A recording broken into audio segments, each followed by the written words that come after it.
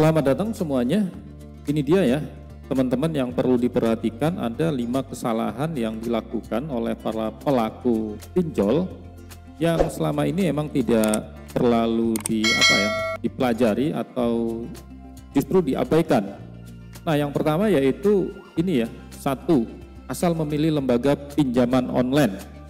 Saat ini sebenarnya ada banyak sekali lembaga pinjaman online yang bermunculan di internet, baik yang legal maupun yang ilegal. Jadi teman-teman itu harus berhati-hati ya dalam memilih lembaga pinjol yang terpercaya, dan pastikan itu harus terdaftar di OJK.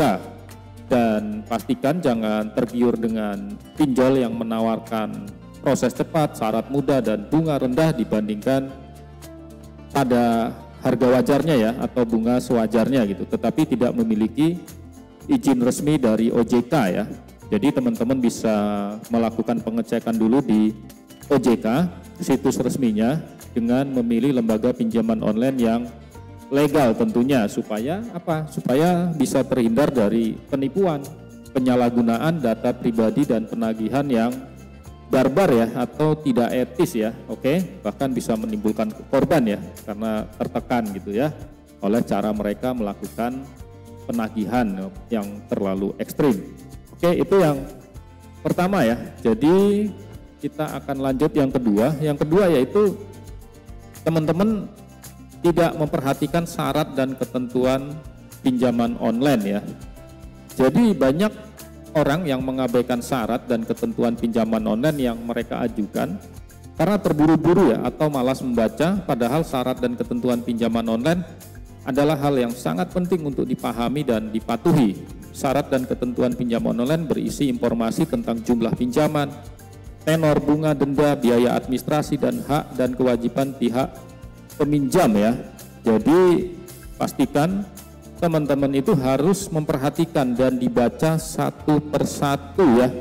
Jangan sampai nanti kaget atau terjebak dengan tagihan yang membengkak kok tidak sesuai gitu dengan apa yang teman-teman pikirkan ya. Jadi sangat merugikan. Oke, itu yang nomor 2. Dan yang ketiga yaitu mengajukan pinjaman online tanpa perencanaan keuangan yang matang ya.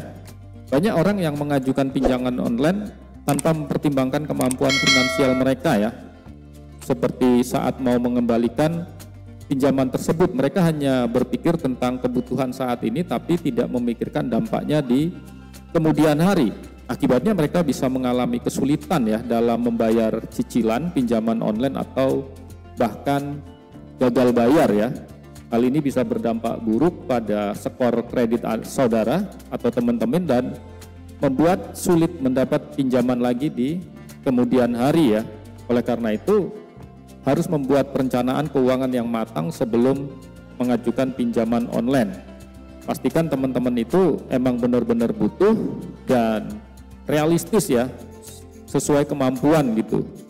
Kalau mampunya sekian ya udah sekian, jangan karena nafsu jadinya kita melakukan peminjaman tidak sesuai dengan kemampuan kita.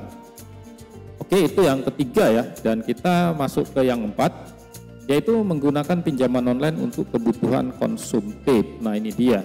Jadi pastikan kalau mau butuh uang itu ya untuk kebutuhan yang sifatnya urgent atau terdesak dan tidak ada solusi lain ya dari teman atau dari keluarga yang bisa membantu keuangan kita yang mungkin saat itu butuh dalam hitungan hari, atau bahkan mungkin dalam hari itu juga kita butuh dana itu.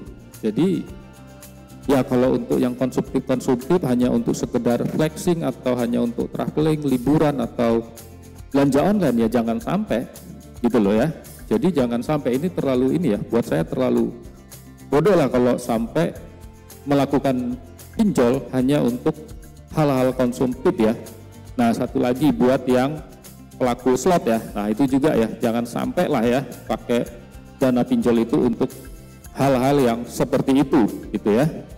Oke, itu yang keempat ya. Nah, yang kelima yaitu gali lubang tutup lubang ya. Jadi banyak orang yang melakukan kesalahan ini, yaitu mengajukan pinjol di lembaga yang berbeda untuk menutupi pinjol online sebelumnya.